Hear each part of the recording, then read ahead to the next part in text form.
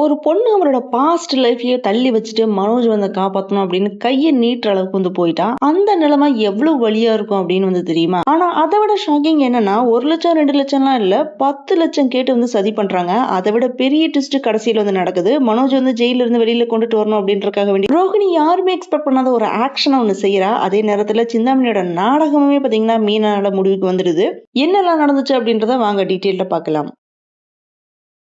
இன்னைக்கு எபிசோட் ஃபுல்லாவே ஒரு உணர்ச்சி புயல் மாதிரி தான் வந்து இருந்துச்சு. ஒவ்வொரு சீன்லயுமே பாத்தீங்கன்னா டென்ஷன், பெயின், சாக்ரிஃபைஸ் எல்லாமே மிக்ஸ் ஆகி நம்ம மனசையே வந்து ஆட வச்சுட்டாங்க. ஸ்டார்டிங்ல பாத்தீங்கன்னா ரோஹிணியோட அழுகையில தான் வந்து ஸ்டார்ட் ஆகுது. அவ ஒரு பொண்ணா மட்டும் இல்ல, ஒரு போராடுற உயிரா தான் வந்து நமக்கு வந்து தோணும். ஃபைனான்சியர்ட்ட வந்து மனோஜுக்காக வந்து கெஞ்சி அழுதுட்டு இருக்கா. எனக்கு சிந்தாமணியை வந்து நல்லாவே தெரியும், நீங்க வேணும்னா அவங்க கிட்ட பேசி பாருங்க அப்படின்னு சொல்லி அழுதுட்டு இருக்கும்போது தான் ஃபைனான்சியர் சிந்தாமணிக்கு கால் பண்ணி ரோஹிணி வந்த விஷயத்தை பத்தி சொல்றாரு. அந்த சீனை வந்து பார்க்கும்போது ரொம்ப ஹெவியா வந்து இருந்துச்சு. ஆனா இங்கதான் வந்து ட்விஸ்டே. சிந்தாமணி என்ன பண்றாங்கன்னு பாத்தீங்கன்னா, நீங்க கேஸை வந்து வாபஸ் வாங்க வேண்டிய சுச்சுவேஷன் உங்களுக்கு கண்டிப்பா வரும். ஆனா இது நமக்கு சாதகமா யூஸ் பண்ணி ரோஹிணிட்ட இருந்து 10 லட்சம் பணம் வாங்கிக்கோங்க. அந்த பணத்தை கொடுத்ததா நான் கேஸை வந்து வாபஸ் வாங்குவேன் அப்படின்னு வந்து கூலா வந்து பிளான் பண்ணி வந்து சொல்றாங்க. அவ எப்படியாச்சும் பணத்தை கொண்டுட்டு வருவா அப்படின்னு கான்பிடென்டா வந்து சொல்றாங்க. இதுலதான் ஒரு ரியல் வில்லனோட மைண்ட் செட் வந்து தெளிவா தெரியுது. அவங்களுக்கு வந்து ஹியூமனிட்டி எல்லாம் எதுவுமே தேவை கிடையாது, சான்ஸ் மட்டும்தான் வந்து முக்கியம். உடனே வட்டிக்காரருமே என்ன சொல்றாருன்னு பாத்தீங்கன்னா, ரோஹிணிட்ட கேஸை வந்து வாபஸ் வாங்கணும் அப்படின்னா 10 லட்சம் கொடுங்க, அதுக்கப்புறம் வந்து யோசிக்கிறேன் அப்படின்னு வந்து சொல்லிடுறாரு. அங்க அண்ணாமலை சைலண்டா வந்து உட்கார்ந்துருப்பாரு. சோ அந்த சைலன்ஸ் இட் செல்ஃப் ஒரு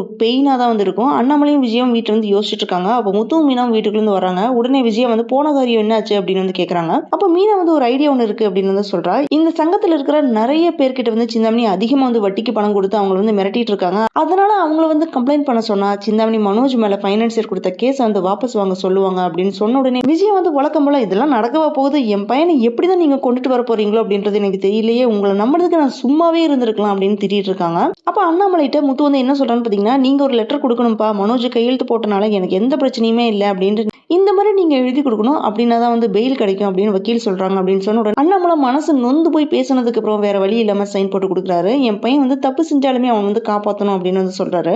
ஒரு அப்பாவோட தியாகம் வந்து அந்த லெட்டர்ல வந்து நல்லாவே வந்து தெரியும். அதுக்கப்புறம் பணத்துக்கு வந்து என்ன செய்யறது அப்படின்னு தெரியாம பணம் இல்லாம திணற ரோஹிணி அவரோட ஃபர்ஸ்ட் ஹஸ்பண்டோட ஃபேமிலியில இருக்கிறவங்கள்ட்ட போய் பணம் கேட்கறா. அது அவளுக்கு வந்து எவ்வளவு கஷ்டமா இருந்திருக்கு அப்படின்னு கொஞ்சம் யோசிச்சு பாருங்க. அதுக்கு வந்து அவங்க என்ன சொல்றாங்க பாத்தீங்கன்னா, என் தம்பிக்கு வர சொத்தை வந்து நாங்க கிறிஷோட பேர்ல வந்து மாத்தி கொடுத்துறோம், ஆனா இப்போதைக்கு எங்களால வந்து 10 லட்சம் எல்லாம் தர முடியாது, வேணும்னா 5 லட்சம் கொடுக்குறோம் அப்படின்னு வந்து சொல்றாங்க. அவளோட ஈகோ, செல்ஃப் ரெஸ்பெக்ட் எல்லாத்தையுமே விட்டுட்டு அந்த பணத்தை வந்து வாங்குறா. அந்த பணத்தை வாங்கிட்டு சிந்தாமணி வந்து பார்க்க வர்றா.